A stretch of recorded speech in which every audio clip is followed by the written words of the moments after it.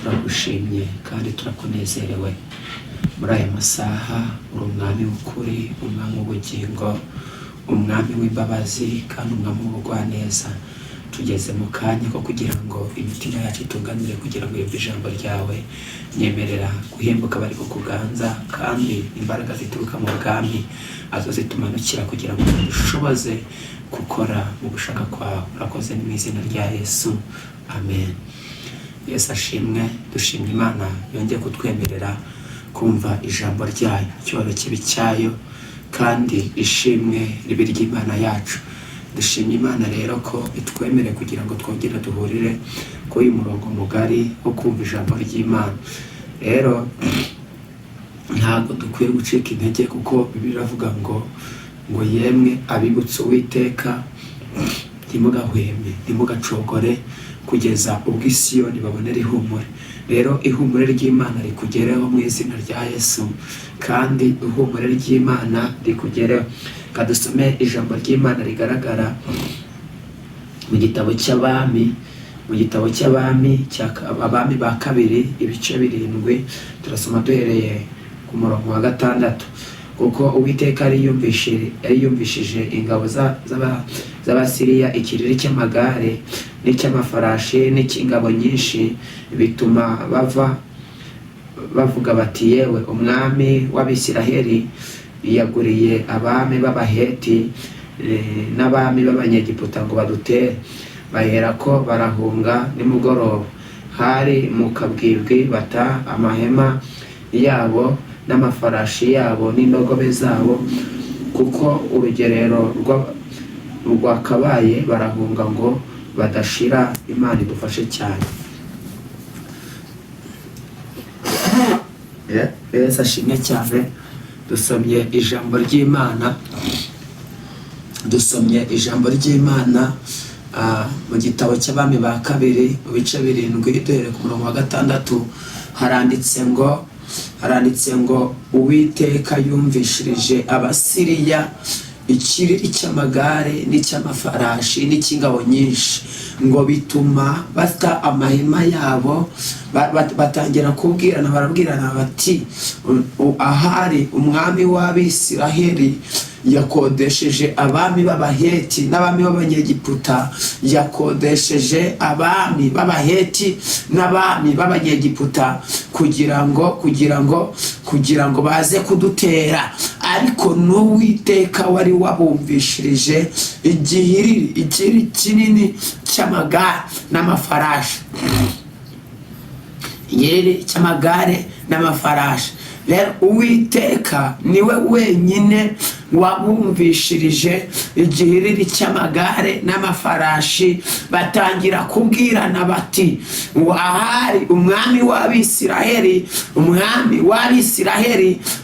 w'Abisiraheli yakodesheje abami b'Abaheti, abami b'Abanyegiputa kugira ngo baze kudutera batumare. Bari kugira ngo baze kudutera batumareho. Bahereko ngo ari nimugoroba, bata amahema yabo, bata indogobe mu kabwibwi, basiga urugerero uko rwakabaye, nta kintu na kimwe batwaye. Bibiliya ivuga ngo iki?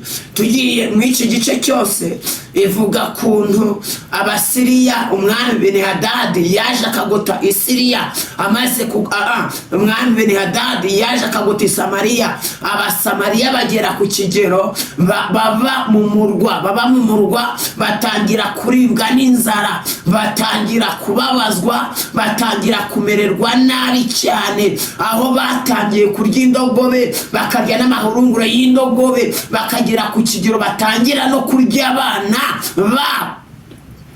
Bageze ku kigero batangira kurya abana babo, aricyo gihe umudamu umwe yasanze umwami, aramubwira ngo, ati mwami ndengera. Umudore asanga umwami, ati ndengera. Umwami arambwira ngo Uwiteka atakurengeye nakurengeresha iki? Ndavugana nawe nubwo ubona hari ibikugose, Uwiteka atakurengeye abantu ntacyo bakurengeresha. umugore we yari yasangiye umwana we n'undi mugore, bamaze kumurya bamaze kumumara, asabye wa mugore kazana umwana we ngo bamurye, aravuga ngo arangije aramuhisha. Amaze kumuhisha, akimara kumuhisha, nicyo gihe yasanze umwami, avuga ati mwami ndengera, mwami ndengera. Mwami arangije yatambagiraga ku nkike, akimara gutambagira ku nkike aramubwira ngo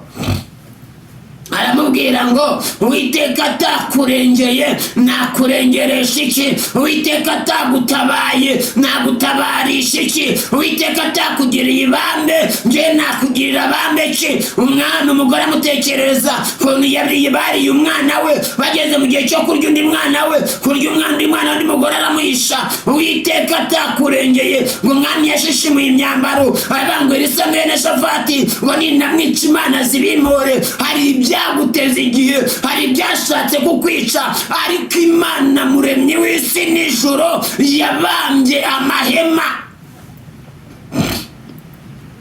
Imana yabambye amahema. Umwami atambagira ku nkike, umugore yaraje aramubwira ngo umwami ndengera, arangije aramubwira ngo Imana Uwiteka atakurengeye nje nakurengeresha iki? Uwiteka atakurengeye nje nakurengeresha iki? Akimara kumubwira gutyo ngo yashishimuye imyambaro, ngo atuma kuri Elisa.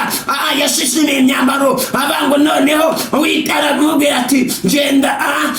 Umwami waje gushishimura imyambaro, aravuga ngo Elisa mwene Shafati ninamwica imana zibimpore. Reka nkubwire ngo abavuga ngo abiringiye ibyo bakoresha, nawe wiringiye Uwiteka. Hari Imana mu ijuru igigota abantu bayo, ngo yahise ko yohereza ingabo zijya gufata Elisa, zikijya kumufata, zikijya kumugirira nabi. Elisa muri ako kanya bakitangira kujya kumugirira nabi, yabimenye bataramugeraho, avuga ngo dore abana b'umwicanyi baje kungirira nabi. Akaragenda avuga ati mugende mubwire shebuja ko ejo ibwami indengo ya shekeri indengo ya sayiri izagura shekeri imwe, n'indengo y'ingano izagura shekeri imwe. Igisonga cy'ubwami kiga umwami yegamizagaho, avuga ngo mbese n'amadirisha yo mu ijuru yakinguka, ibyo ngibyo bizava he? Elisa aramubwira ngo uzabibona ariko ntabwo uzabirya. Ari bwanga twasomye mu murongo wa 6, aribwo twasomye ahangaha. Ababembe bari bicaye ku irembo ry'ibwami. Ibwami bwari bwarabahaye akato kubera yuko bari ababembe. Ubwami bwari bwarabahaye akato kubera yuko ari ababembe. Ubwami bwari bwarabahaye akato kubera yuko ari ababembe. Bukimara kubaha akato, baragenda bicara ku irembo ry'umurwa. Bakimara kwicara ku irembo ry'umurwa, niho batangiye kubwirana bati nitwinjira mbese tugiye mu murwa inzara yatwicirayo, nituguma ahangaha naho nugupfa, nitujya mu rugero rw'Abasiriya naho nugupfa. Bati ariko kabereye, reka duhaguruke tujye mu rugerero. Nitugera mu rugerero nibadukiza turabaho, nibanatwica byose nugupfa no gupfa. Hari igihe umuntu usenga biba ngombwa akafata imyanzuro. Nubwo wahawe akato, hari igihe uzazanira amahoro, hari igihe ariho uzazana ibihumuriza bigaragara kandi bikorwaho, bigatuma imitima ya benshi bari mu icuraburindi ihumurizwa. Ngo barahagurutse intambwe zabo, aricyo twasomye ngo arizo twasomye. Uwiteka azivunja nk'amagare, azivunja nk'igiriri, azivunja nk'amafarashi, bituma Abasiriya bagira ubwoba. Bavuga ngo wa mwami w'Abisiraheli, wa mwami w'Abisiraheli, bavuga ngo umwami w'Abisiraheli yadukodeshereje abami b'Abaheti n'abami b'Abanyegiputa. Ndagusengeye Imana ivunje ingabo z'ibwami zitatanye ibyagose ubuzima bwawe, zitatanye ibya bashatse kwica ahazaza hawe, Imana itatanye ingabo zagusize mu ruzitiro, umwami nyir'ijuru n'isi yimura imisozi y'ibyakuremere. Warangije ngo Uwiteka avunja amagare n'amafarashi n'igihiriri ngo acyumvishe Abasiriya. Imana nyir'ijuru n'isi yumvishe ibikugose, imbaraga zituruka mu ijuru. Imana yumvishe ibikugose, imbaraga zituruka mu ijuru. Imana yumvishe ibyakuziritse, ko hari imbaraga z'Uwiteka zije gucagagura iyo migozi. Imana yumvishe ibyakuzitiye, ko hari imbaraga z'Imana zije kugutabara. Imana yumvishe ibyakubujije gusohoka mu murwa, ko hari imbaraga z'Imana zije kuguhembura. Abasamariya bari bamaze igihe kinini bari mu murwa, bari bamaze igihe kinini, igihe bari bafungiranye mu murwa, kugeza ku kigero baribwa n'inzara, bagatangira kurya abana bagatangira kurya ibihanga by'indogobe, bagatangira kurya amahurunguro y'indogobe. Bari bageze ku kigero kibi, kugeza ku kigero umwami umuturage amusanga kavuga ati, mwami ndengera, kanga ngo Uwiteka atakurengeye, nge nakurengeresha iki? Ariko hari ijwi ryavugiye mu muhanuzi witwa Elisa, arahanura abangaje ibwami. Indengo ya shekeri, indengo ya sayiri izagura shekeri imwe, n'indengo y'ingano izagura shekeri imwe. Imana yavuze hari imisozi yimuka, ubwami bw'Imana bukamamara. Bari bageze ku kigero imbaraga z'Imana rurema barimo bareba, bakabona nta butabazi bwaba, bakwitegereza bakabona nta icyerekezo cyava, bareba bakabona inzira zirakinze, bashakashaka bakabona nta butabazi buri, kubera yuko umurwa w'i Samariya wari waramaze kugoswa, kugeza ku kigero n'uwo umwami yiyegamiza. Yumvishe ubwo buhanuzi, aravuga ngo mbese n'amarembo yo mu ijoro yafunguka bizaturuka he? Urumva ko bari bageze ku kigero nta byiringiro by'ubuzima bagifite, ariko Bibiliya iravuga ngo abazi Imana yabo bazakomera, nibamara gukomera bakora iby'ubutwari. Hari ababembe bari barahawe akato mu rugendo rwo guhabwa akato, bari barahawe akato mu gihe mu Samariya hari hakiri amahoro, barabaheje babavana mu murwa, babavana mu murwa, kuko bari barwaye ibibembe, barabanenaga, babasora mu murwa, babajugunya ku irembo ry'umurwa. Ngo ariko ngo igihe kimwe, ngo babonye inzara iri mu murwa, babonye amakuba ari mu murwa, babonye ibyago biri mu murwa, babonye inzara iri mu murwa, baricara bajya inama, ngo mbese nituguma ngaha ku irembo inzara izatwicira, nitujya mu murwa na inzara iratwicira, nitujya mu Basiriya bashobora kutwica. Akaba ngo nahari reka duhaguruke tugende tujye mu murwa, tugenda tujya mu Basiriya, nibatukiza nibatadukiza bakatwica, byose no gupfa.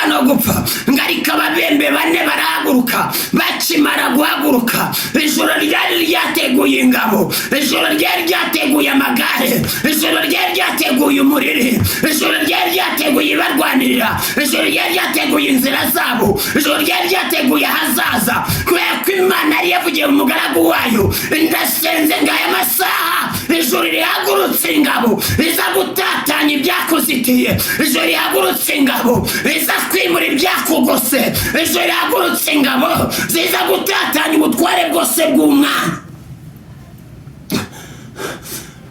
Barangije Abasiriya bumva ayo magare, bumva ayo mafarashi, bumva icyo giherere, hari mu kabwibwe hari mu kabwibwe kandi bwari bugorobye ngo barirukanse bata amahema yabo bakimara guta amahema yabo bata n'indogobe zabo barirukanka barahunga ngo bari bazi ko batewe b'abahetse n'abami b'abanyegiputa. Bakimara guhunga ababembe bakigera mu rugerero basanga nta ngabo n'imwe y'Abasiriya ihari. Ndavuze ngo umwami Imana kugereye mu rugerero we byari byarakugose kandi abigutatanyirize mu izina ryera rya Yesu. Ngakimara kuhagera ngo batunze iminyago batangira kwegeranya ibibabeshaho batangira kubyegeranya akaba ngo hari reka tujye no mu murwa tujye kubamenyesha hari igariwe Imana izanyuramo iza kwamamaza inkuru z'ibyiza kubamaze igihe bari mwicura burindi. Bera yuko hari icyo Imana yakuremeye kandi icyo Imana yakuremeye gikomeye cyane kurusha ibyo abantu bashaka kugira. Icyo Imana yaguhamagariye ni umwuzuro w'imbaraga z'ubutsinzi. Ndasenza aya masaha Imana itatanye urugerero bimaze igihe byarakugoteye mu murwa. Elisarano yarabangesho ibwami indengo ya Sayiri izagura shekeli imwe. Imana yiyo yavuze nta jambo Imana ivuga ngo rigire gute ngo rihere. Nta jambo Imana ivuga ngo rihere. Ijambo Imana yavuze uzarirebesha amaso kandi uzarikoraho mu izina rya Yesu. Oye warumukiye ahari wagezaho ubona ko uri mu kazitiro washaka kukavamo ukabona ntabwo bikunda. Ukabona umwami Benihadadi yarakuzitiye rwose. Wareba hirya no hino ukabona nta butabazi buhari. Wareba impande zose ukabona nta cyerekezo. Bakora Umurembyi yabivuze azi ngo bamwe biringiye abantu baranje barabahemukira babahanze amaso babakoze isoni, ariko umwami wacu ntabwo ajya ahemuka kandi ntabwo akoze isoni. Niba ugize icyifuzo nyemera dusengane tubwire Imana aya masaha kuko ivuganye natwe. Avuze ngo ejo kundijibwa indengo ya shekeli indengo ya Sayiri izagura shekeli. Reka dusengane ejo ibyari icuraburindi riguhindukira umucyo. Ahari akaga hahinduka amahoro, ahari ibyago hazihumure kuko ubera nikavuze. Mana mu izina rya Yesu, haleluya, turagushimye mutanga bugingo. Turavuze ngo uri Imana y'amahoro.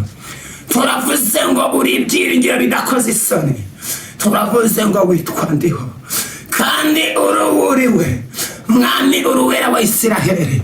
Uri igitare kitanyeganyezwa, uri ibyiringiro by'abera mu izina ryera rya Yesu. Waraze ngo nimunabaze n'abatabara ndaberekeje n'ibikomeye mutabasha kumenya. Abarembe bari bicaye baba ngo nitujya mu murwa twagwayo, nituguma kwirembo twagwayo, nitujya mu Basiriya naho dushaka kuhagwa. Ariko barangije baramaramaza. Bamaze kumaramaza barahaguruka bakigera mu rugerero rw'Abasiriya mu izina ryera rya Yesu. Bakimara kugera mu rugerero rw'Abasiriya basanze baharuriye inzira. Nsengeye bankurikiye mu izina ryera rya Yesu ubaharurire inzira. Biravuga ngo neza niho uca inzira mu kidaturwa, niho utembesha imigezi mu butayu, niho wimura imisozi. Kora iby'imbaraga baremere ibifatika bagukire mu bwiza bw'imbaraga kandi ijambo rye ritembe nk'umutsima. Ujya kumenagura ibihome by'umwanzi kandi nyir'ibiremwa ukora ibikomeye mu izina rya Yesu, amen.